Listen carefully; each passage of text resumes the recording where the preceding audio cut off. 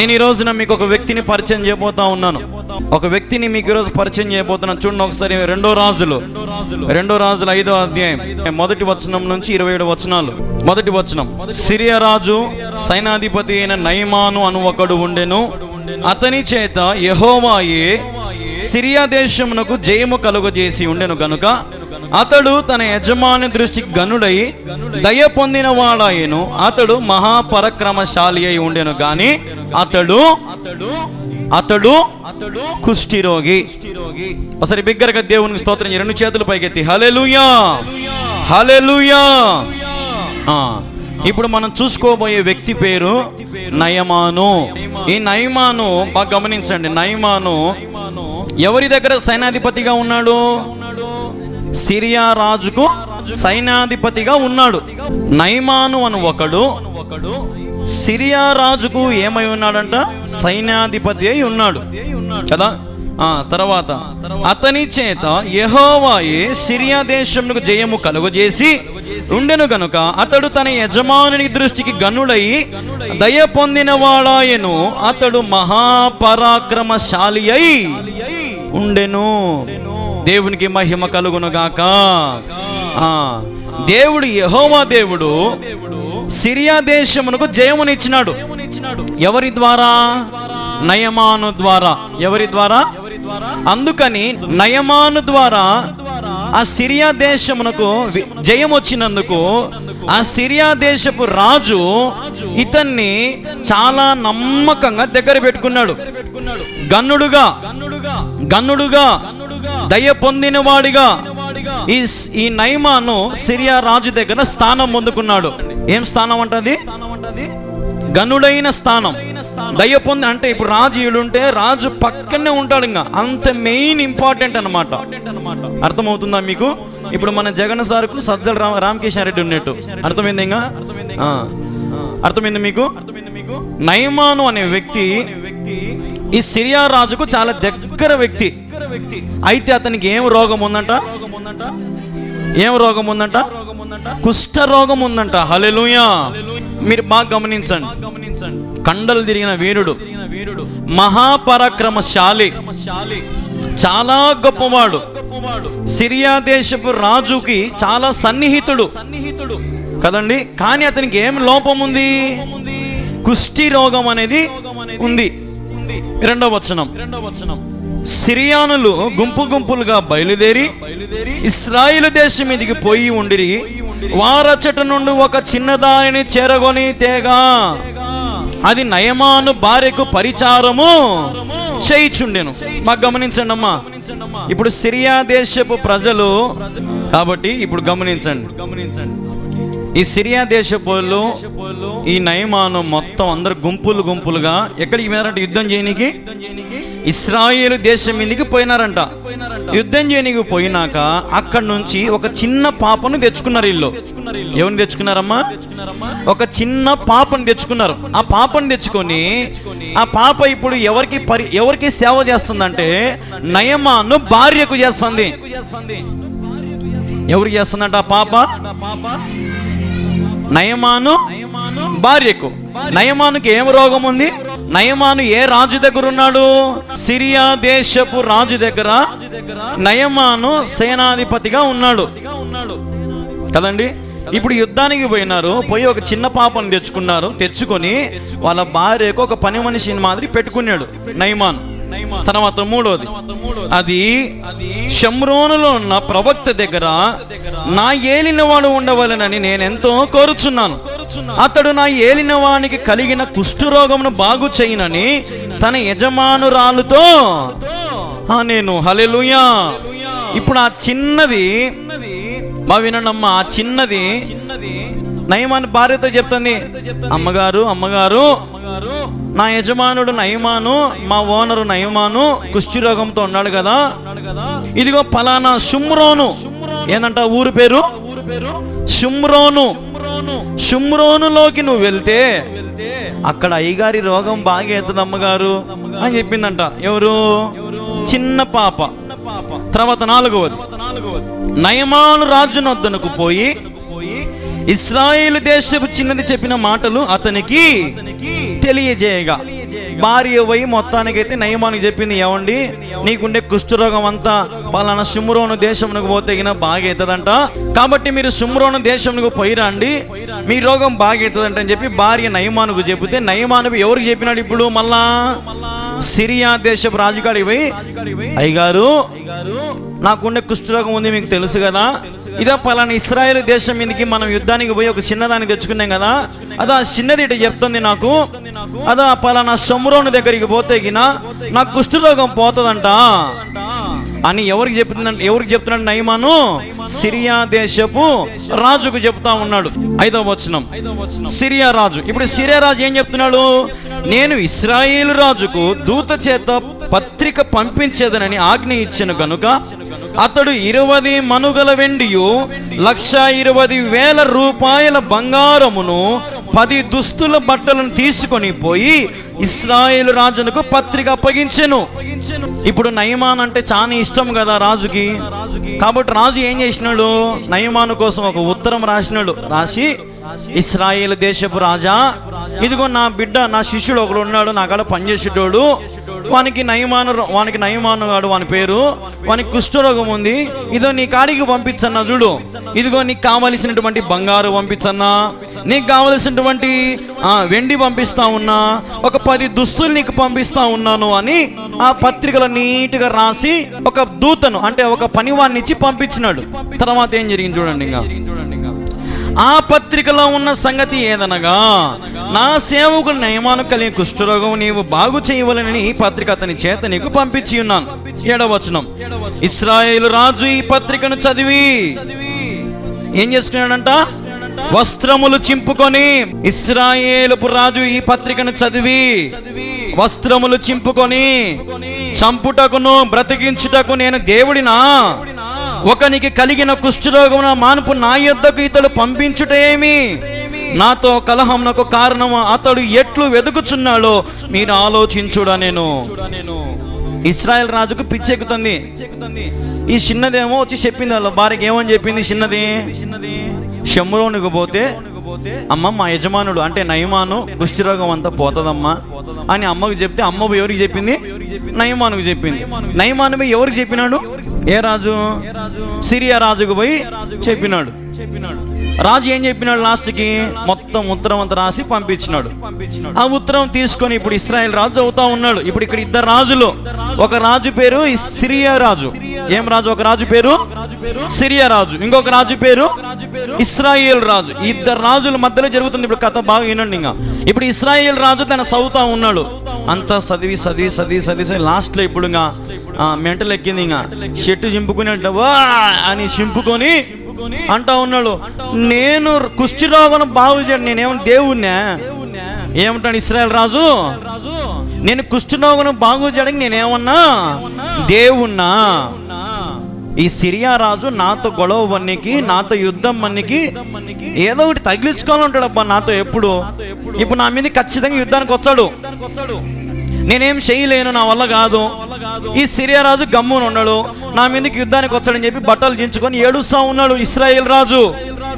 తర్వాత 8వ వచనం చదవండి ఒకసారి. ఇశ్రాయేల్ రాజు తన వస్త్రమును చింపుకొని సంగతి దైవజనుడు ఎలీషాకు వినబడినప్పుడు అతడు, నీ వస్త్రములు నీవెందుకు చింపుకొంటివి? ఇశ్రాయేలు ప్రవక్త ఒకడున్నాడని అతనికి తెలియబడినట్లు అతను నా యొద్దకు రానిమ్మని రాజునకు వర్తమానము. ఇప్పుడు హీరో వచ్చినాడుగా. ఓ ఇశ్రాయేల్ రాజు, ఏమి సక్కాందుకు చింపుకుంటున్నావు? ఒరే నీకు తెలుదు లేదా? అదో వాడు నా మీదకి యుద్ధం చేయని కానీ ఏదో ఒకటి తిరగడి పెట్టుకుంటాడు చూడు నా మీద. నేనేమన్నా దేవుణ్ణే? వాని కుష్ఠరోగం బాగుచి నేనేమన్నా దేవుణ్ణి అంటే అప్పుడు ఈయన అంటున్నాడు, ఎవరు? ఎలీషా ప్రవక్త అంటున్నాడు, ఇశ్రాయేల్ రాజా, ఈ ఊరిలో ఒక ప్రవక్త ఉన్నాడు, ఆ ప్రవక్త పేరే ఎలీషా. హల్లెలూయా. ప్రవక్త పేరేం పేరు? ఎలీషా. ఈ ఎలీషా ప్రవక్త అంటున్నాడు, నా యొద్దకు రమ్మని చెప్పు వాళ్ళని. ఎవరికి చెప్పినాడు ఈ మాట? ఎవరికి చెప్పినాడు ఈ మాట? ఇశ్రాయేలు రాజుకు చెప్పు. ఇప్పుడు ఎలీషా పోయి అంటున్నాడు, వాళ్ళు నా కాడికి రమ్మను, ఊరికి నువ్వు బట్టలు చింపుకుంటే ఏమొస్తుంది, బాగు చేస్తలే నేను, నా దగ్గరికి రమ్మని చెప్పంటే అప్పుడు ఇశ్రాయేల్ నెక్స్ట్ ఏం జరిగింది చూడండి. నయమాను గుర్రములతోనూ రథములతోనూ వచ్చి ఎలీషా ఇంటి ద్వారం ముందర నిలిచి ఉండగా ఎలీషా రమ్మన్నాడు. రమ్మంటానే మరుక్షణమే నయమానుకు ఆశ కలిగింది. ఏమని ఆశ? నా కుష్టు రోగము పోతవి అని. ఎట్టొచ్చాడంట నయమాను? గుర్రములతో రథములతోను వచ్చి ఎలీషా ఇంటి వాకిలి కాడ నిలబడుకొని ఉన్నాడు. హల్లెలూయా, హల్లెలూయా. తర్వాత 10వ వచనం నాయనగా, ఎలీషా నీవు యొర్దాను నదికి పోయి 7 మార్లు స్నానము చేయుము, నీ ఒళ్ళు మరలా బాగై నీవు శుద్ధుడు వగుదు అని అతనితో చెప్పుటకు ఒక దూతను.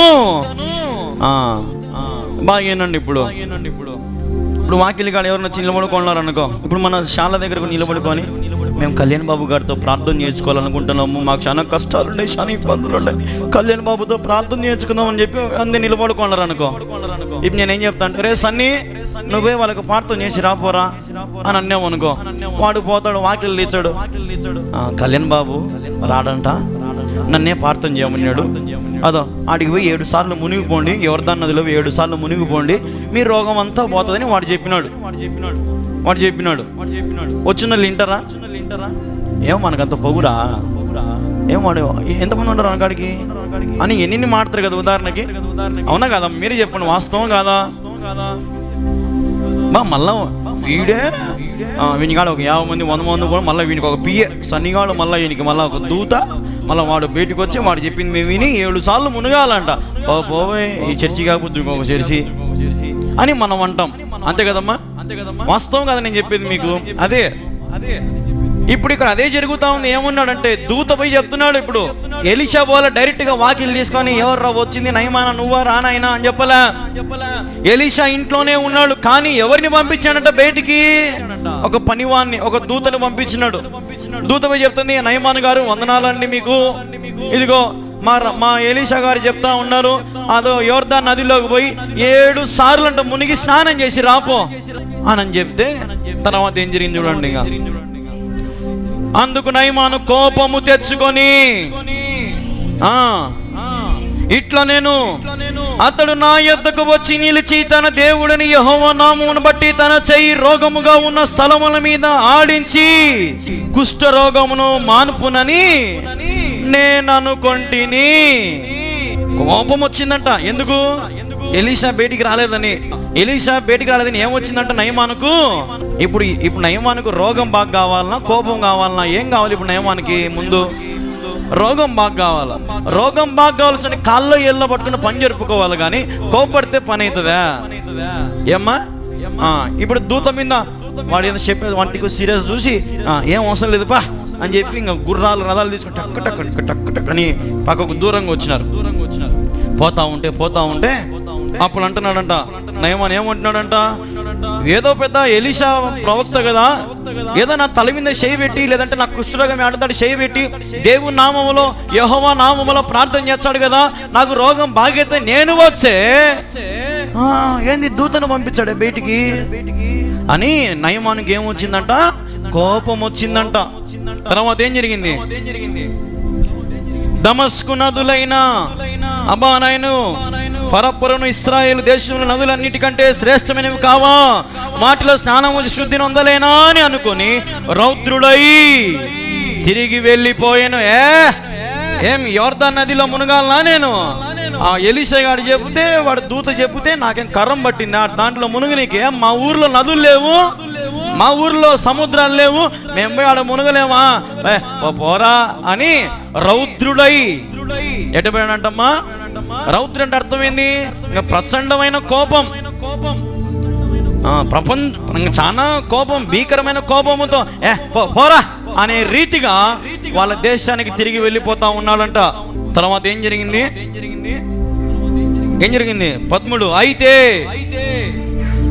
అతని దాసులలో ఒకడు వచ్చి, నాయనా ఆ ప్రవక్త ఏదైనా ఒక గొప్ప కార్యము చేయమని నియమించాడలా నీవు చేయకుందువా? అయితే స్నానము చేసి శుద్ధుడు కమ్మనే మాట దానికంటే మేలు కాదా అని చెప్పినప్పుడు చాలే ఒక్కొక్క వచనం చూసుకుందాంలే. ఇప్పుడు ఎక్కడున్నారంట వాళ్ళు? మార్గ మధ్యలో పోతా ఉండరు. ఒకడు దిగినాడు, నాయనా నయమాను పోతారు కదా జ్యోతిష్యుల కాడికో కాటి కాపుల కాడికో వాళ్ళ కాడికి పోతారు. వాడు నల్లకోడి తెమ్మంటాడు, పసుపు తెమ్మంటాడు, ఎన్నో అన్నీ మనమే తెచ్చుకోవాలి. ఒక 1000 రూపాయలు సామాన్ తెచ్చాడు పెట్టి, మళ్ళీ మనకు దచ్చనకు 3-4 వేలు పెట్టి ఎన్నో చేర్చాయి కానీ మీ రోగం పోదు, మీ పాపం పోదు అంటాడు కదా. అప్పుడు మనం సచ్చినట్టు తెచ్చి పెడతారా, పెట్టరాడా? పెడతారు. కానీ ఇప్పుడు ఉదాహరణకి ఊరికి స్నానం చేసి రాపో అంటే ఇది మేలా, అవన్నీ తెచ్చిపెట్టేది మేలా? స్నానం చేసుకుని రమ్మనేదే మేలు, సింపుల్గా పోతుంది కదా. ఇప్పుడు ఎలీషా ఏమన్నా బలులు అడిగినాడా? ఎలీషా ఏమన్నా నాకు బట్టలు అని అడిగినాడా? నాకేమన్నా బంగారం అడిగినాడా? నాకు వెండి అడిగినాడా? నాకు తెల్లకోడి కావాలా, ఎనుములు కావాలా, పందులు కావాలని అడిగినాడా ఎలీషా ఏమన్నా? ఏం అడగలే. ఏమంటున్నాడు? 7 మార్లు యోర్దాను నదిలో మునిగి లేచి స్నానం చేసుకొని రానాయన అని చెప్పినాడు. ఏమయ్యా నీకంత గర్వము? నయమానా నీకు కుష్ఠరోగం పోవాలంటే ఎన్నో చేసే బదులు 7 సార్లు మునిగి లేచపోదు అని ఎవరన్నారు? నయమానుతో పాటు వాడు ఉండే పనోడే అన్నాడు ఒక మాట. మీరు గమనించాలా, ఎవరన్నారు ఆ మాట? నయమానుతో పాటు ఉండేటువంటి ఒక దాసుడు బుద్ధి చెప్తున్నాడు. నయమానికి ఏమంత కోపం రా నీకు, తెలివిలేనోడా? బయటికి ఇప్పుడు ఎలీషా రాలా, అయితే నీకేమి? ఎలీషా రాకపోతే నీకేమి? నీకు రోగం బాగా కావాలి అంతే కదా. నువ్వు ఎందుకు వచ్చి ఇంత దూరం గుర్రాలు వేసుకొని రథాలు వేసుకొని బాగా కావాలి కదా నువ్వు అని ఇప్పుడు ఎవరు అంటున్నారు? ఇప్పుడు కింద నయమాను పని వంట తిట్టించుకుంటాడు ఈ నయమాను. తర్వాత నేను చదువుగా అతడు పోయి దైవజనుడు చెప్పినట్లు యోర్దాను నదిలో 7 మార్లు మునగగా అతని దేహము పసి పిల్ల దేహం వలె అతడు హల్లెలూయా హల్లెలూయా. ఇప్పుడు దాసుడు చెప్పిన మాట విని, ఎలీషా చెప్పిన మాట విని, సరే పారా నువ్వు చెప్పినట్టు మునుగుతాపా, చూద్దాం పా, ఏదైతే పా అని చెప్పి తన గర్వమునంతా అణుచుకొని, తన కోపానంతా అణుచుకొని, తన తప్పునంతా తెలుసుకొని ఎలీషా చెప్పినట్టు 7 సార్లు యోర్దాను నదిలో 1, 2, 3 కొంచెం మచ్చలు పోతున్నాయి, 4, 5 మొత్తం పోతున్నాయి, చిన్నగా 6, 7 లేచేసరికి ఇప్పుడు ఎట్టయినాడంట? పసి పిల్లను మాత్రం అయిపోయినాడంట. హల్లెలూయా. నేను నిన్న ఈరోజు పొద్దున్న జెస్సీని ఎత్తుకునేప్పుడు జెస్సీ ముఖం చూసి నేను అనుకుంటున్నా, పిల్లల ముఖం ఎంత స్మూత్గా ఉంటుంది. ఒక మొట్టేలు నాకు చూడు, ఇప్పుడు మొట్టేలు అని ఎట్టు వచ్చినాయో. ఇప్పుడు పిల్లల ముఖం మాదిరి నా ముఖం ఉంటుందా? మన ముఖాలు ఉంటాయా పిల్లల మాదిరి మృదువుగా స్మూత్గా? వాళ్ళు ఎంత శుభ్రంగా పెట్టుకుంటాం మనం వాళ్ళని కదా. ఒక బొమ్మల మాదిరి, ఒక టెడీ బియర్ల మాదిరి పెట్టుకుంటాం పిల్లలని కదా. మరి ఇప్పుడు ఇక్కడ నయమాను కూడా ఎట్టయిపోతున్నాడంట? పసి పిల్లల మాదిరి అయిపోయినాడంట. హల్లెలూయా. ఇప్పుడు తర్వాత 15 అప్పుడు అతడు తన పరివారముతో కూడా దైవజనుడి దగ్గరకు తిరిగి వచ్చి అతని ముందర నిలిచి, చిత్తగించుము, ఇశ్రాయేలున దేవుడు తప్ప లోకమంతటి యందు మరి ఒక దేవుడు లేడని నేను ఎరుగుదును. ఇప్పుడు నీవు దాసుడైన నా యొద్ద బహుమానము తీసుకొని వలసినదని అతనితో చెప్పగా. ఇప్పుడు పసిపిల్లడు అయినాడు కదమ్మా, కుష్ఠరోగం అంతా పోయిందా? ఉందా? పోయింది. పోయి నాకు ఇప్పుడు ఇంకా పరిగెత్త వచ్చాడు వెనక్కి, పాపారంగా బాగా చేసినాడు ఎలీషా.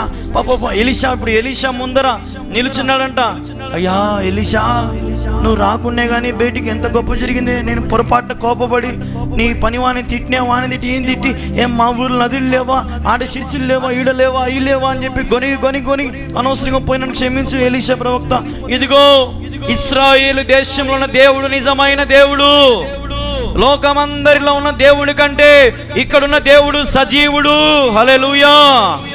అందరి దేవుళ్ళ కంటే ఈ దేవుడు గొప్పోడు అని ఎవరు అంటున్నారు? స్వస్థత పొందినోడు అంటున్నాడు. ఏమంటున్నాడు? నయమాను అంటున్నాడు ఈ మాట. నయమాను గొప్ప పరాక్రమశాలి. గమనించండి, నయమాను ఒక గొప్ప పరాక్రమశాలి. నయమాను సిరియా దేశపు రాజుకి చాలా సన్నిహితంగా దగ్గరగా ఉండేవాడు. నయమాను భార్య దగ్గర ఒక చిన్నది, ఆ చిన్నదాన్ని పట్టుకొని వచ్చినాడు. అంటే ఎంత కఠినాత్మను ఆలోచన చేయి. ఇశ్రాయేలు దేశం యుద్ధానికి పోయి ఆ నుంచి ఒక చిన్నదాన్ని తెచ్చి ఇంట్లో పని చేయించుకుంటున్నాడు అంటే ఎంత కఠినాత్మను ఆలోచన చేయి. ఎంత గర్వం, ఎంత బలుపు, ఎన్నో ఉన్నాయి. కానీ దేవుడు ఒక చిన్న ముళ్ళు పెట్టినాడు, కుష్ఠరోగం అని. ఎంతో ఉంది కానీ ముఖం మాత్రం బాగలేదు. ఎన్నో దేవుళ్ళకు పూజలు చేస్తున్నారు, ఎన్నో రకాలుగా ఆరాధిస్తూ ఉన్నారు. కానీ కుష్టి రోగము పోవడంలా. అయితే ఆ చిన్నది ఎవరైతే ఎత్తుకొని వచ్చినాడో ఆ చిన్న దాని ద్వారా దేవుడు మాట్లాడినాడు. హల్లెలూయా, హల్లెలూయా. ఒక్కొక్కసారి నాలాంటి చిన్నంతో కూడా దేవుడు మీతో మాట్లాడతాడు. అడిగిపోతే మీకు బాగా అవుతుందమ్మా, దేవుడు మిమ్మల్ని దీవిస్తాడు, నమ్ముకోండి అమ్మా, దీవించబడి ఆశిస్తుంటే ఓ పోరా చిన్న, నీకేం తెలుసు, మా వయసులో సగం వయసుకు నీకు ఉండదు, నువ్వు మాకు పోతే చెప్పేటో నువ్వు మాకు రాదు ప్రార్థన, మేము చేసుకోలేము ప్రార్థన, మేము మోలేము పాటలు, మా ఇంట్లో మేము రోజు ప్రార్థన చేసుకుంటాం, రోజు కీర్తన వాడుకుంటాం, రోజు దేవుని మనం కూర్చొని సప్పలు కొట్టుకుంటా ప్రార్థన చేసుకుంటుంటాం మేము. మరి ఇంట్లో శాపాలు పోవు, దోషాలు పోవు, అతిక్రమలు, అపరాధములు పోవు, ఇంట్లో కీడు పోదు, ఇంట్లో సమాధానం ఉండదు, సంతోషం ఉండదు, నెమ్మది ఉండదు, మనశ్శాంతి ఉండదు. మరి నువ్వు ఎన్ని ప్రార్థన చేసిన ఎందుకు పోవడంలే? నయమాను లాంటి గర్వం నీలో ఉంది, నయమాను లాంటి అహంకారం నీలో ఉంది. బయటికి దాసుడు చెప్తే ఇంట్లో తిరిగి కోప్పడి రౌద్రుడే వెళ్ళిపోయినాడంట. ఇప్పుడు మనం కూడా అట్నే తిరిగి రౌద్రులమై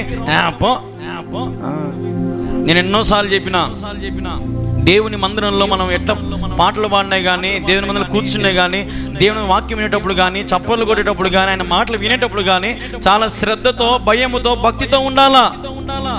ఎట పడతాడ త్రాగుబోతులు వచ్చి పాటలు పాడతా, ఎట పడతాడ ఏదంటే చేస్తే దేవుడు ఊరుకోడమ్మా, ఎంతకైనా చేస్తాడు.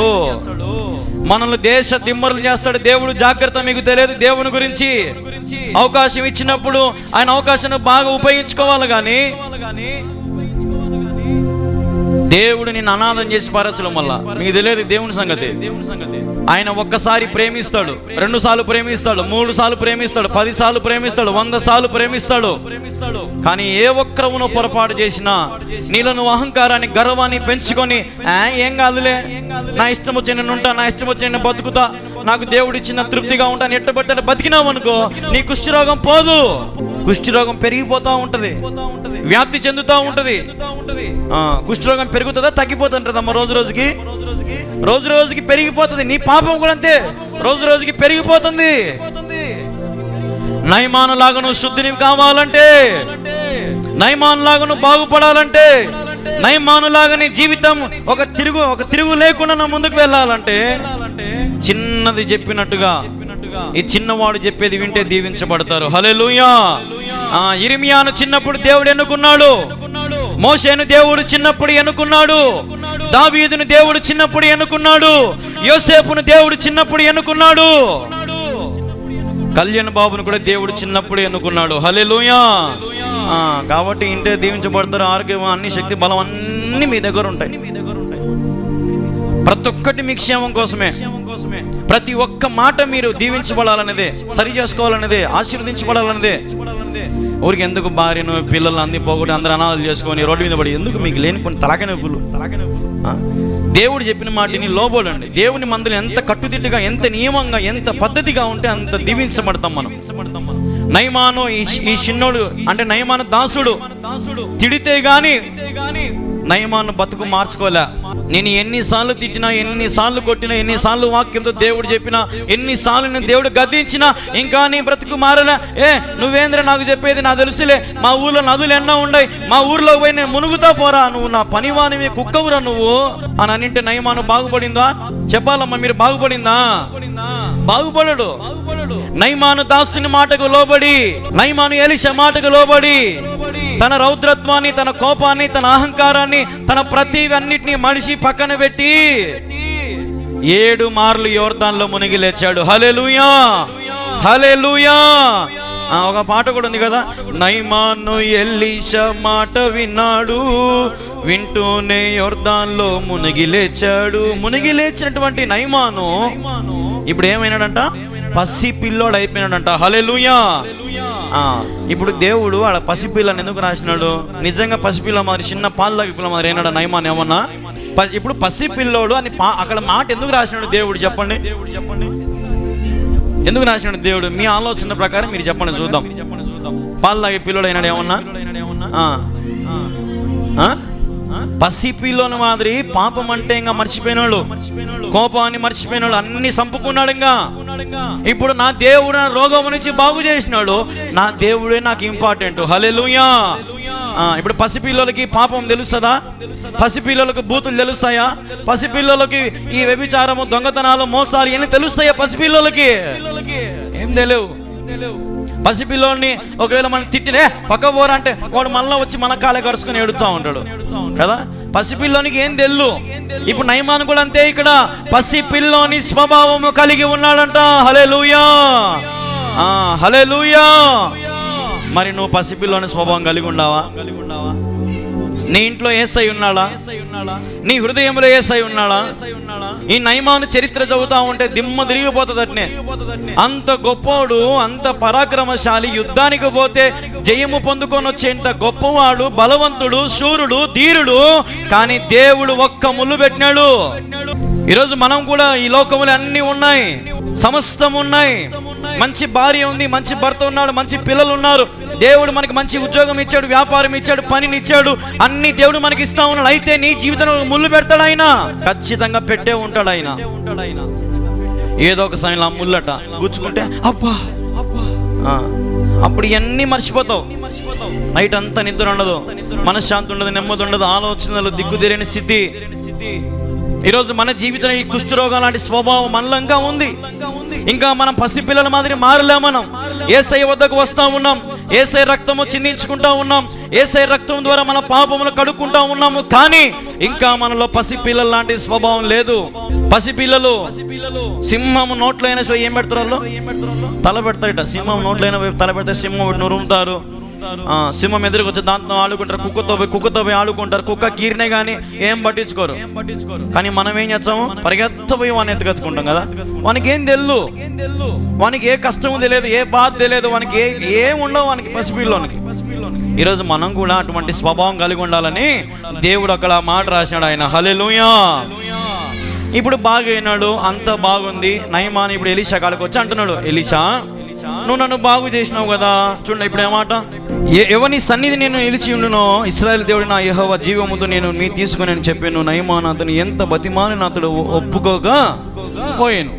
ఇప్పుడు ఎలీషాను ఈ నయమాను అడుగుతా ఉన్నాడు, అయ్యా ఎలీషా, ఇశ్రాయేల్ లాంటి దేవుడి తప్ప ఈ లోకంలో ఎక్కడ ఏ దేవుడు లేడు, ఏమి లేడు.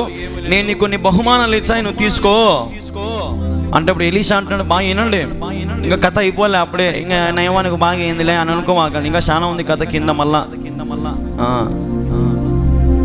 ఏం జరిగింది? ఇప్పుడు ఎలీషాకు అన్ని బహుమతులు ఇచ్చా అంటే అప్పుడు ఎలీషా అంటున్నాడు, ఏమంటున్నాడు ఎలీషా, ఎవని సన్నిధిని నిలిచి ఉండును ఇశ్రాయేలు దేవుడు నా యెహోవా జీవముతోడు నేను ఏమియు తీసుకోను. హల్లెలూయా, హల్లెలూయా. స్వస్థత పొందుకోవాలంటే ఉచితం, బతుకులు మార్చుకోవాలంటే ఉచితం, దీవించబడాలంటే ఉచితం, క్షేమం పొందుకోవాలంటే ఉచితం, దేవుని తోడుని కావాలంటే ఉచితం, దేవుని ప్రకృతి, దేవుని సృష్టిని అనుభవించాలంటే ఉచితం.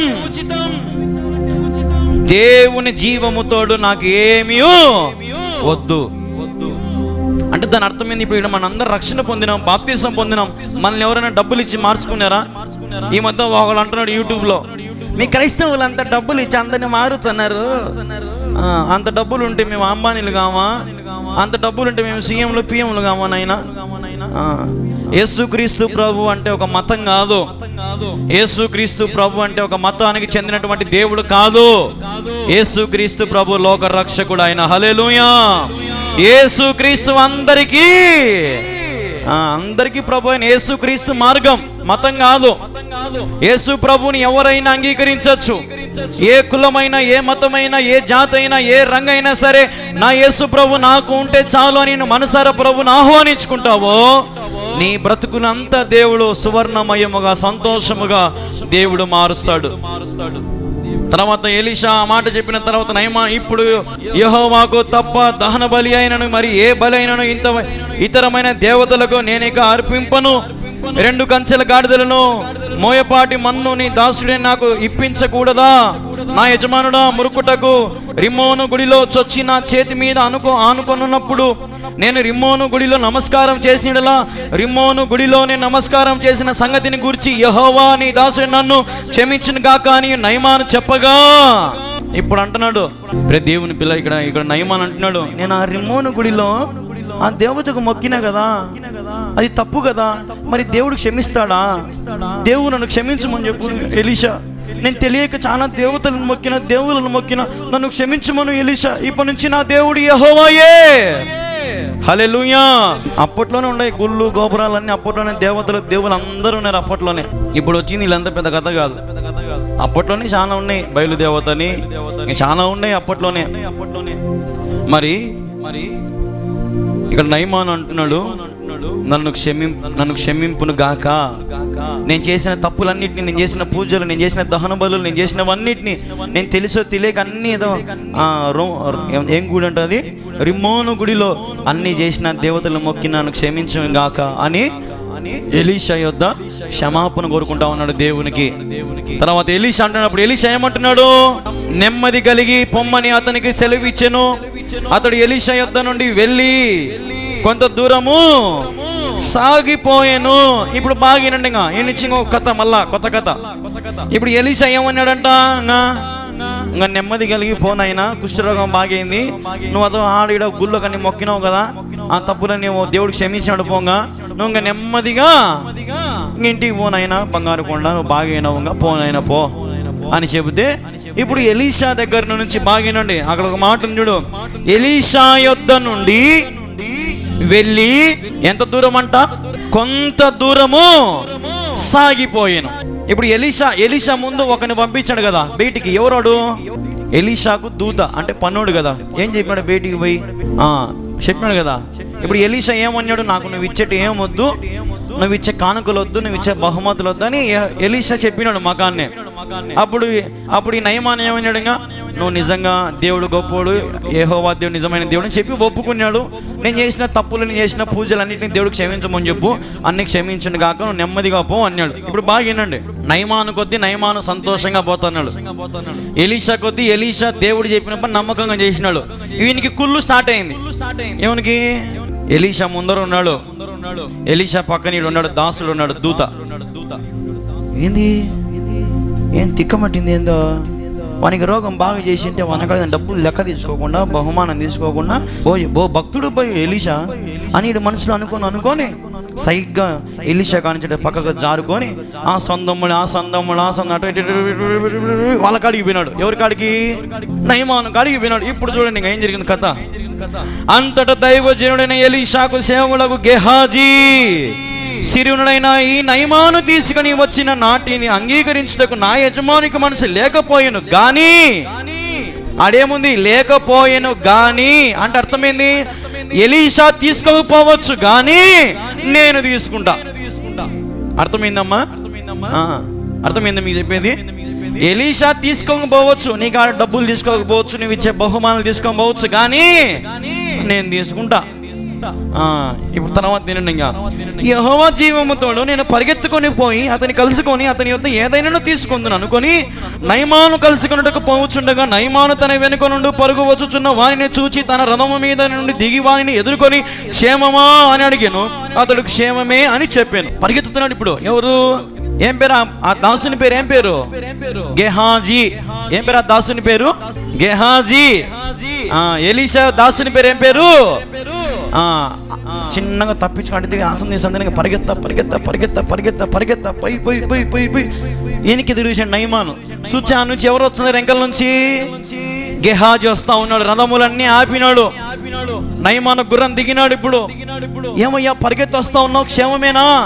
ఏమైంది చెప్పు, క్షేమమేనా అంటే అప్పుడు ఈయన అంటున్నాడు, అంత క్షేమమే గాని తర్వాత నా యజమానుడు నా చేత వర్తమానం పంపి ప్రవక్తల శిష్యుల ఇద్దరు యవనులు అభిప్రాయమును మన్యము నుండి నా యొద్దకు ఇప్పుడే వచ్చింది కనుక నీవు వారి కొరకు 2 మనగులు వెండియు 2 దుస్తులు బట్టలు దయచేయమని సెలవిచ్చుడాను. నేను చూడు ఏం చెప్పినాడు, మా ఎలీషా పంపించినాడు నా నీ కాడికి, మాకు ఎలీషా కాడికి ఎవరు 2 వస్తున్నారంట, 2 జతల గుడ్డలు, వాళ్ళకు అంత బంగారు వెండు ఏదన్నా ఏమని చెప్పి నన్ను పంపించినాడు.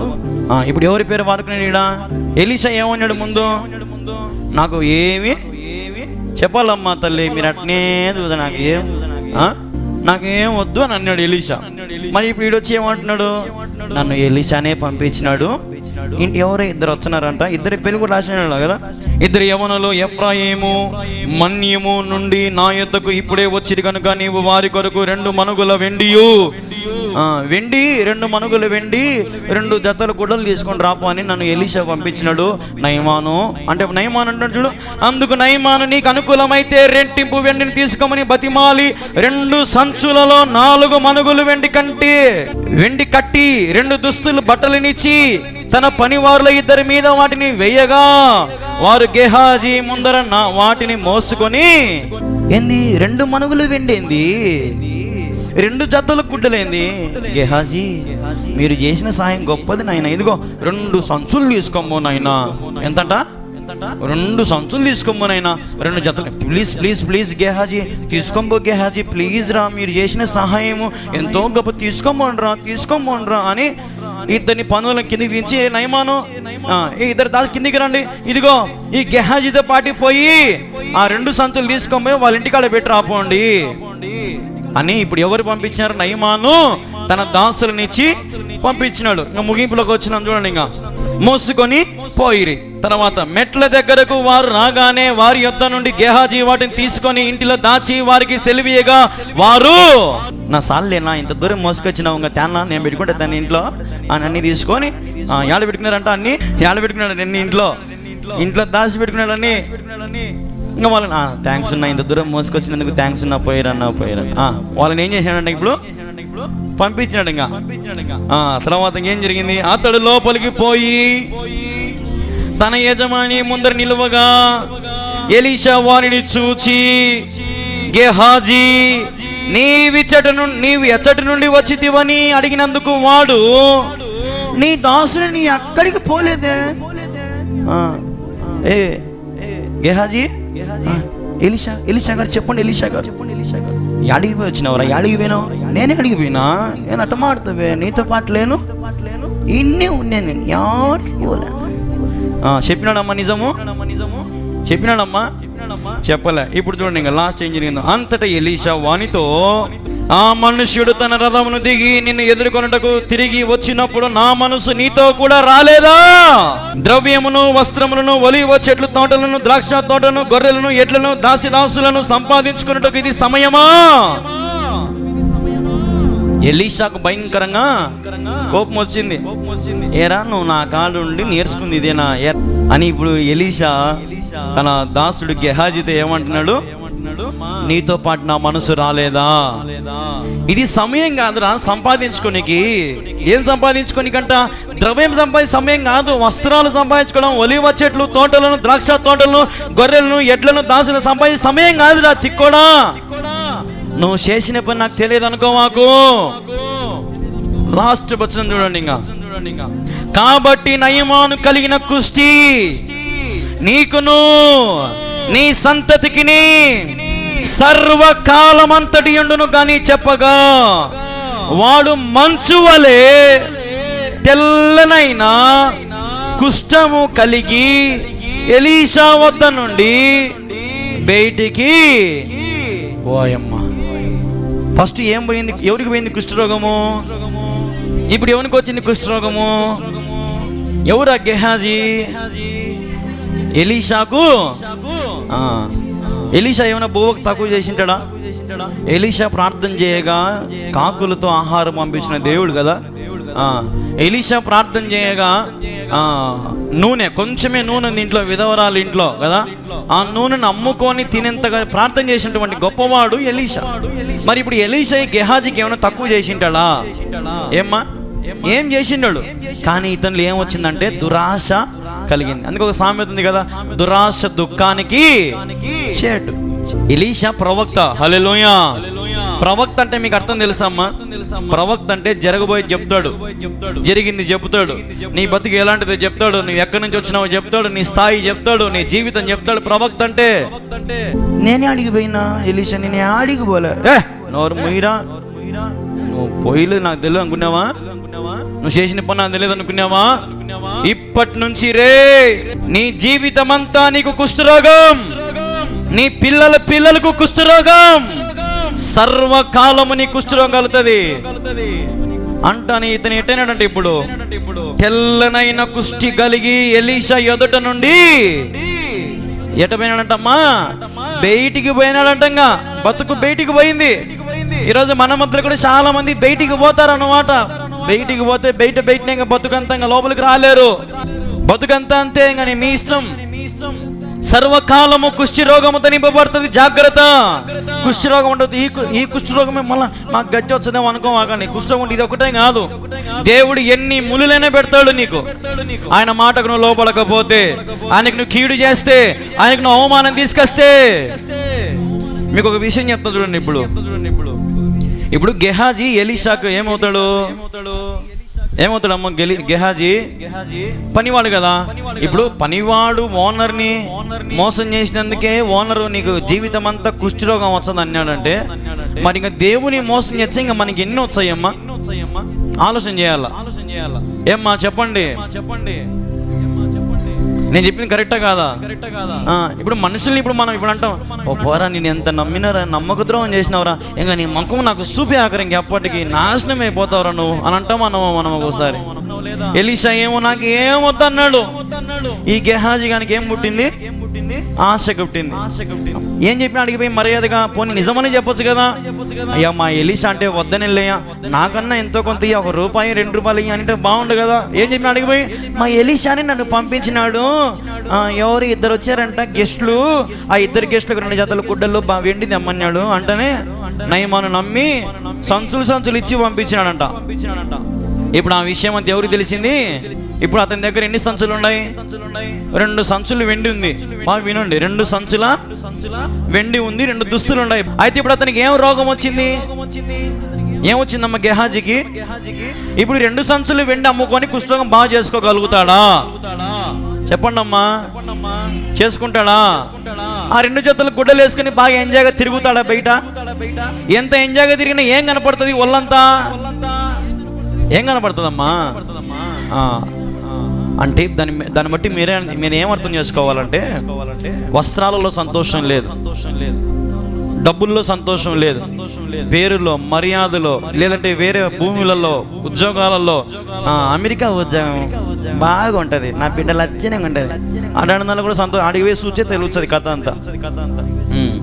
ఆడవాళ్ళ బాత్రూమ్ అడుగుతూ ఉంటాడు. ఇక్కడికి వచ్చి నీకు ఇంజనీర్ అని చెప్తాడు. ఇంజనీర్ నేను అంటాడు. ఆడవాళ్ళ బాత్రూమ్ అడుగుతూ ఉంటాడు. కొంతమంది కొయ్యటు ఇక్కడలో పోయి వచ్చారు. ఏం పని చేస్తున్నారు అంటే సూపర్ మార్కెట్లో సూపర్వైజర్ అని అంటాడు మనగాడ. కానీ ఆడ పోయి పని చేసేది బాత్రూమ్ కడిగేది, కార్లు తోలేది, ఇంట్లో వంటలు చేసేది, ఈ పనులు ఉంటాయి. మనకాడ బిల్డప్ బాబాయిలు చాలా మంది ఉంటారు. బిల్డప్ చాలా చెప్తా ఉంటారు మన దగ్గర. ఇంత ఉంటే ఇంత చెప్తారు అన్నమాట. అలాగా ఇప్పుడు గెహాజీ దగ్గర అన్నీ ఉన్నాయి, కానీ కుష్ఠరోగం ఉంది. అది బాగు చేయాలంటే దేవుడే సహాయం చేయాల. కానీ ఇప్పుడు ఎక్కడికి పోయినాడంట గెహాజీ? బయటికి వెళ్ళిపోయినాడు. ఇంకా దేవుడు ఏమన్నాడు? బయటికి వెళ్ళినాడు, అంతే అయిపోయి. బయటికి పోతే వాని బతుకు వాంది, వాని సాగు వాడు చచ్చాడు, అంతే అయిపోయి. ఇక్కడ ఇదే జరిగింది. ఇప్పుడు నయమాను బాగుపడ్డాడు, ఎలీషా మాట విన్నాడు. ఎలీషాను మోసం చేసిన గెహాజీకి కుష్ఠరోగము కలిగింది. హల్లెలూయా, హల్లెలూయా.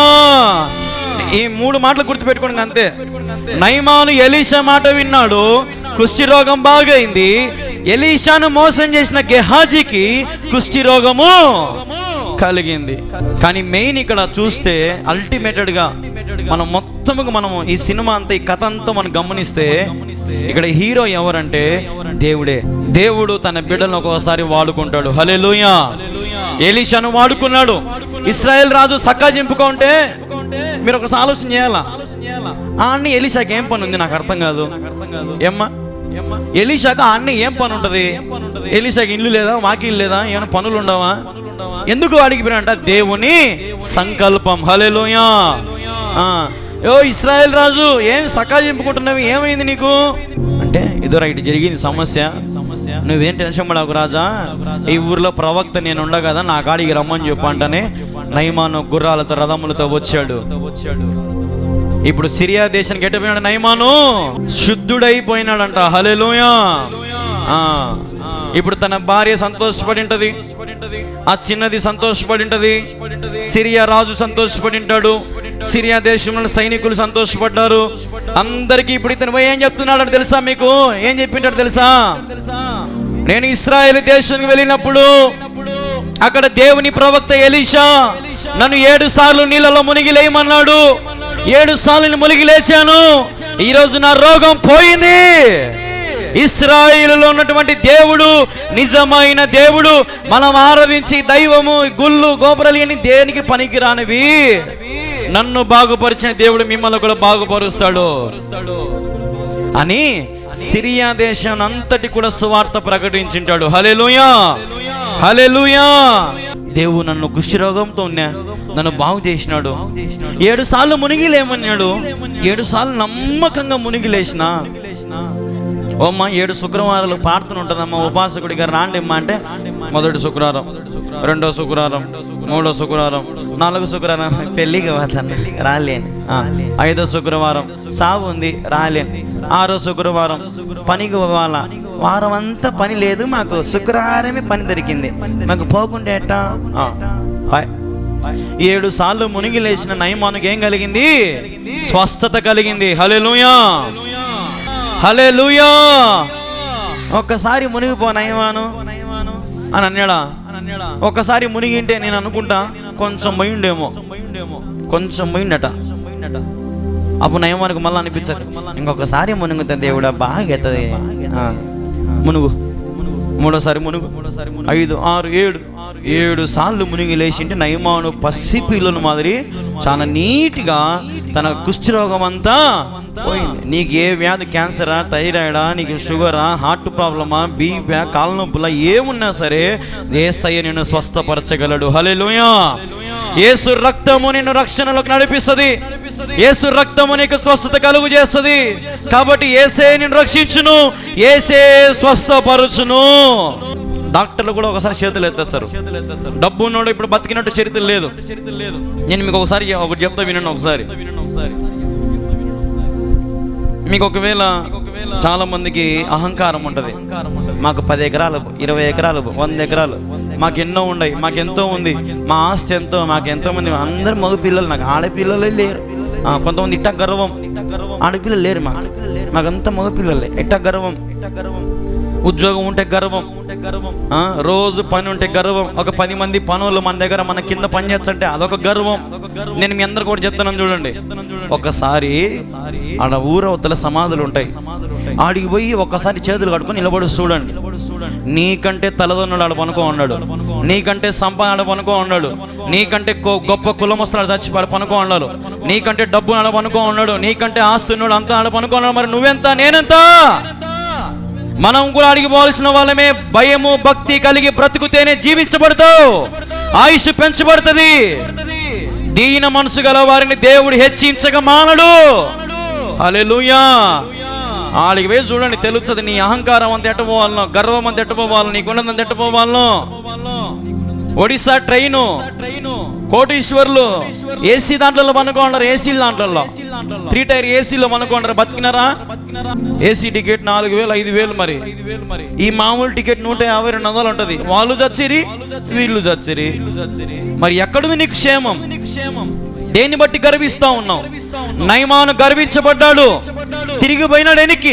పాప ఈ గజ్జి ఉంటే ఉన్ని, ఈ కుష్ఠరోగం ఉంటే ఉన్ని, ఎందో వాడు బయటికి రాలే కానీ వాని గెహాజీ కానీ బయటికి పంపించి నన్ను 7 సార్లు పో అని ముందేమో తోక తిప్పినాడు పాపం. కానీ దాసుడు తన్నుతే, దాసుడు తిడితే అప్పుడు మాట అయిని సరేపా చూద్దాంపా, 7 సార్లే కదా మునిగి తెల్దాంపా అని మునిగి తేలినాడు. బతుకు మారిపోయింది. హల్లెలూయా, హల్లెలూయా. ఇక్కడ దేవుడు నీ జీవితంలో కూడా చిన్నదాన్ని తీసుకొస్తాడు. నీ జీవితంలో దేవుడు ఎలీషా ప్రవక్తని తీసుకొస్తాడు. నీ జీవితంలో కూడా యోర్దాను నదిని తీసుకొస్తాడు. నీ జీవితంలో కూడా దేవుడు ఏమైనా చేస్తాడు. అయితే నువ్వు తిరిగి పోవద్దు. దేవుడు చెప్పినట్టు, ఎలీషా చెప్పినట్టు, చిన్నది చెప్పినట్టు, అందరు చెప్పినట్టు, ఆ దాసుడు చెప్పిన మాట విని నువ్వు మునిగి లేచి నీ బతుకు మారుతుంది. నువ్వెంత నాకు చెప్పేది, నువ్వేంద్ర నాకు చెప్పేది, నాకు తెలియదా, నాకాడ ఎంత డబ్బు ఉందనుకున్నావు, నాకు భూమి ఏంది, నా కథ ఏంది, నా షెండి ఏంది, నా కథ ఏంది, నా వంశం ఏంది, ఏం కావు. దేవుడు లేకపోతే మనం జీవించలేం. యేసయ్య కృప లేకపోతే మనము బ్రతకలేం. అందుకే భక్తులు అంటాడు, నా కృప నీకు చాలును. హల్లెలూయా. ఇప్పుడు కథ అంతా అయిపోయింది. ఎవరు కథ? నయమాను కథ మనం విన్నాం. సారాంశం ఏంటంటే ఎలీషాను నమ్మి వచ్చిన నయమాను కుష్ఠరోగం బాగుపడింది, సత్యమైన దేవుణ్ణి అంగీకరించినాడు.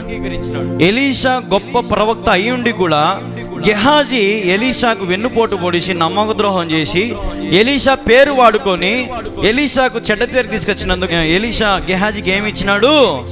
కుష్ఠరోగము పో సావుగా అని చెప్పి అటు చేసినాడు. కాబట్టి ఇప్పుడు మనం కూడా దీవించబడాలంటే మీకు ఎవరు ఉండాలా? మరి మీకు తోడు యేసయ్య మీకు తోడుగా ఉండాలా. హల్లెలూయా, హల్లెలూయా. ఇప్పుడు మీరందరూ దేవుని పిల్లలై ఉండాలా, దేవుని చేత దీవించబడాలా. దేవుడు ఏం చెప్పినా గర్వము అహంకారం ఏవి మీలో ఉండకూడదు. ఇది గుర్తుపెట్టుకోండి. వెనక్కి తిరిగిపోయినా మనకు నయమాన మాదిరి కుష్ఠరోగం బాగా కాదు, నీ ఇష్టం వల్ల దేవుని సన్నిధిలో అలిగి దేవుని సన్నిధిలో ఏదో కొనిగి అటు చెప్తారు ఇటు చెప్తారు అవి చేస్తారు ఇవి చేస్తారు అని కొనుగుతా పోయినా మనకు నీ బ్రతుకంతే. ఇంకా కుష్ఠరోగం పోదు, ఆ బతుకు మారదు, ఆ జీవితం మారదు. లోబడి సరి చేసుకొని తప్పులు ఒప్పుకొని విడిచిపెడితే కుష్ఠరోగం ఏమవుతుంది? ఏమవుతుందమ్మా? బాగవుతుంది. కాబట్టి బాగైన వాళ్ళు బాగా అట్టే పోతా ఉండరు. మళ్ళీ మా కుష్ఠరోగం పోయింది అనుకో మాకండి, మళ్ళీ కుష్ఠరోగం వస్తుంది, చిన్న పొడలు వస్తాయి, మళ్ళీ జాగ్రత్త. కొంతమంది మమ్మల్ని దేవుడు దీవించినాడు, మాకు దేవుడు గర్భఫలం ఇచ్చినాడు, దేవుడు మాకు ఇల్లు ఇచ్చినాడు, దేవుడు మాకు వాకిలు ఇచ్చినాడు, మాకు ఇల్లు ఇచ్చినాడు, భూమి అన్ని ఇచ్చినాడు మాకు దేవుడు. చిన్నగా త్వర పెడతాడు, మళ్ళీ జాగ్రత్త. అన్ని తీసేస్తాడు, మళ్ళీ జాగ్రత్త. సమయం ఇస్తున్నాడు, అవకాశం ఇస్తున్నాడు, ఆయుష్ని పెంచుతా ఉన్నాడు, దినాలు మనకి ఇస్తా ఉన్నాడు. రేపటి దినం కూడా మనకు దేవుడు ఇస్తాడు ఖచ్చితంగా. ఎందుకంటే మనం అందరం మారాలా, ఆయన సన్నిధిలో చేర్చబడాలా, ఆయన సన్నిధిలో బలపడాలనేదే ఆయనకు ఆశ. కాబట్టి ఈ సుదీర్ఘమైన ప్రసంగం, ఈ ప్రసంగం ద్వారా మనము కూడా నయమాను వలె మారాలా. హల్లెలూయా, హల్లెలూయా. గెహాజీ లాంటి వెన్నుపోటు స్వభావం ఉండకూడదు. సేవకునికి కుడి భుజముగా ఎడ భుజముగా ఉండాలనుకున్న వాళ్ళు అట్నే ఉండాలా. అంతేగాని సేవకుడు ఏదైనా చెప్పింది ఈడు చెప్పిండు బాగా నాకాడ ఊగొట్టి నాకాడ అన్ని చేసి బయటికి పోయి అల్లరి చేసినారు అనుకో, కుష్ఠరోగం వస్తుంది మళ్ళీ మీకు కూడా. హల్లెలూయా. వెన్నుపోట్లు పొడసాకండి అమ్మ, మనకు వెన్నుపోటు పొడుస్తారు ఎవరో ఒకరు. మనల్ని ఎంత ప్రేమిస్తే అంత ప్రేమించండి. నేను మీకు ఎన్నోసార్లు చెప్పిన, ఒక కాపరి, ఒక్క సంఘం, ఒక్క సేవకుడు, ఒక్క భర్త ఉంటే ఎంతో బాగుంటది, మంచి కుటుంబం ఉంటుందని. ఒక అమ్మ, ఇద్దరు నాయన అంటే బాగుంటది, చాలా గలీజ్గా ఉంటది. ఎన్నికే బాగుంది అమ్మ మీకు? ఒక అమ్మ ఇద్దరు నాయనలు అంటే బాగుంటుందా? పోనీ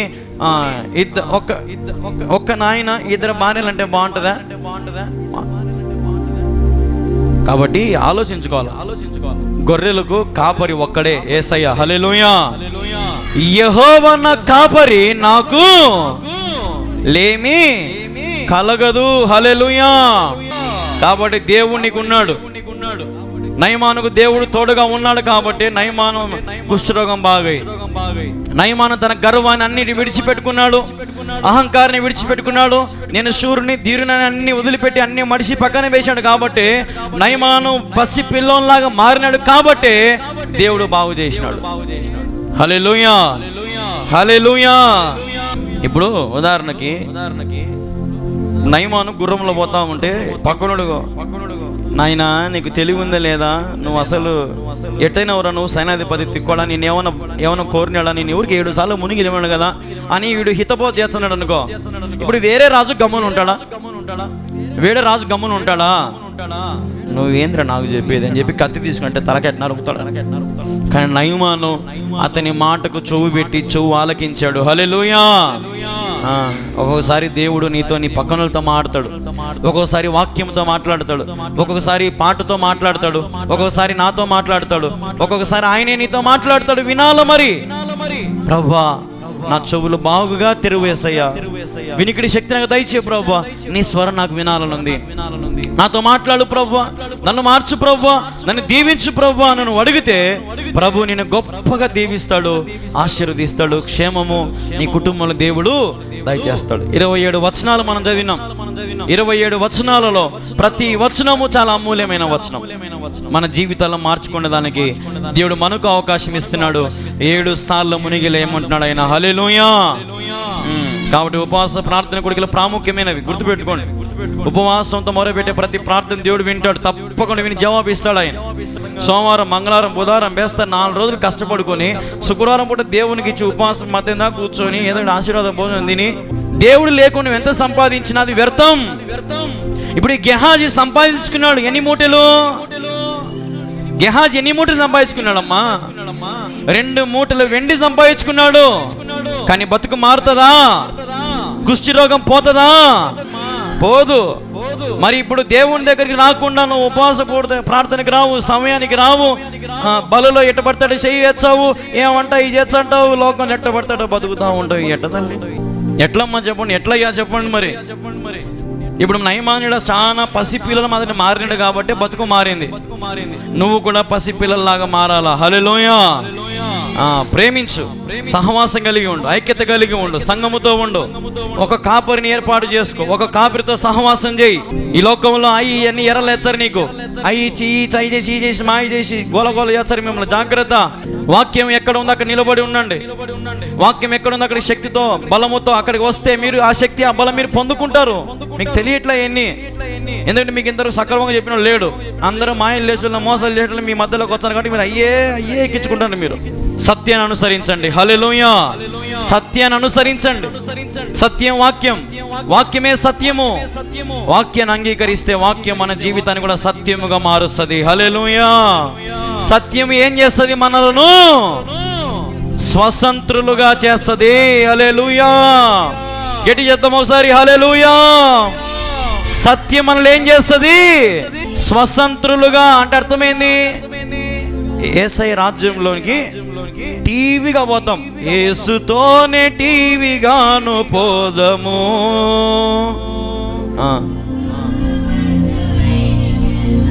ఎట్లా పోదాం అంటే యేసుతో.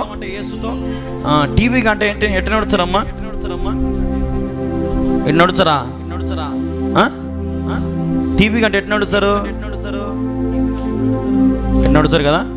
టీవీగా ధైర్యంగా పోవచ్చు యేసయ్య సన్నిధిలోకి. ఈరోజు నేను కృంగిన వారిని లేవనెత్తును గాక.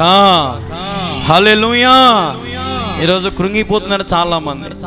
శాపముతో భార్య చనిపోతే భర్త అనాథ, భర్త పిల్లలు అనాథ, భర్త చచ్చిపోతే భార్య అనాథ, పిల్లలు అనాథలు, కుటుంబాలు రోడ్డు మీద పడుతూ ఉన్నాయి. ఎంతో వేదనలు, శాపాలు, దోషాలు ఎన్నో పట్టి పీడిస్తాయని మీకు అర్థం కావట్లా. నోవాహు లాగా గొంతు దించుకొని చెప్తున్నా మీకు 4 ఏళ్ల నుంచి. వినేవాడు వింటా ఉన్నాడు, వచ్చేవాడు వస్తూ ఉన్నాడు, రానివాడు పోతా ఉన్నాడు, నష్టపోతా ఉన్నాడు, ఇబ్బందులు పడతా ఉన్నారు. పడవ ఎక్కే వాళ్ళు కొంతమంది, పడవలోకి చేరే వాళ్ళు కొంతమంది. జాగ్రత్త. దేవుడు అంటున్నాడు, నోవాహు నువ్వేం భయపడొద్దు, ఎవరు రాలేదని. 2 జతలు పశువులను ఎక్కించుకో, జంతువులను ఎక్కించుకో, పక్షులను ఎక్కించుకో. హల్లెలూయా. నోవాహు పోయాడు, కాళ్ళు ఎల్లు పట్టుకోపోనైనా అని అన్నాడమ్మా. కాళ్ళు పట్టుకోపోనోహా, పోరా నోవాహు, కాళ్ళు పట్టుకోనైనా. కాబట్టి ఆయన్ని దేవుడు ఒప్పుకోడు. రోషం కలిగిన వాడు ఆయన దగ్గరకు వచ్చి దీవించబడతావు. ఇప్పుడు మీరు ఒక మాట వినండి. ఎలీషా నా కాడికి రమ్మన్నాడా? నేనే ఆయన కాడికి పోతా అన్నాడా? నయమానును నా కాడికి రమ్మను అని అన్నాడా? లేదంటే నేనే నయమాను కాడికి పోతా అని అన్నాడా? నయమాను నా కాడికి రమ్మను. ఇప్పుడు ఎలీషా యుద్ధం చేసేవాడు కాదు. బాగా వినండి. ఎలీషా సంపేటోడు కాదు. ఎలీషా దగ్గర ఆస్తులు లేవు. ఎలీషా దగ్గర రాజు కాదు. ఎలీషా ఏం కాదు, నాలాంటి ఒక సామాన్యుడు, ఒక దేవుని సేవకుడు. హల్లెలూయా. నయమాను రా. నయమానుని పిలిచినాడంటే ఇప్పుడు ఎవరు గొప్పోడు? ఎలీషా గొప్పోడు. తల్లి ఎవరు గొప్పోడు? నువ్వు నా కాడికి వచ్చే బాగుపడతావు అంతే. నేను చెప్పేది కూడా అంతే. ఈడికి వచ్చిన వాళ్ళు బాగుపడతారు అంతే. హల్లెలూయా. ఈడికి వచ్చిన వాళ్ళు దీవించబడతారు. ఈడికి వచ్చిన వాళ్ళు వాక్యముతో మునిగి తేలుతా ఉంటారు, హ్యాపీగా ఎంజాయ్గా ఉంటారు అన్నమాట. సంతోషం ఉంటుంది, సమాధానం ఉంటుంది, ఆరోగ్యం ఉంటుంది, శక్తి ఉంటుంది, బలం ఉంటుంది. అవి మీకు లేకపోతే నేను ఏడ్చి మొరపెడతా ప్రభు కాడ మీకు అండగా నేనుంటా. హల్లెలూయా. మీ జీవితంలో సంతోషంనిచ్చే స్థలము ఇదే, ఆయన పర్ణశాల ఇదే. ఆపత్కాలములో ఆయన తన పర్ణశాలలో మనలను దాచును. తన గుడారపు మాటున ఆయన మనలను దాచును. కాబట్టి దేవుని మందిరము చాలా ప్రాముఖ్యమైనది. శాపాలు వస్తాయి, జాగ్రత్త. దేవుని మందిరంలో ఆశమాశలు, ఎట్టబడతట మాట్లాడాలో, ఎట్టబడతట ఏంటంటే చేసేది ఏంటంటే ఈ అక్కడిక్కడ మాటలు ఇవన్నీ పనికిరావు దేవుని కాడ. దేవుని ఆలయము చాలా పరిశుద్ధమైనది. హల్లెలూయా. దేవుడి మాటలు దీవించును గాక. బిగ్గరగా చెప్దాం ఆమేన్.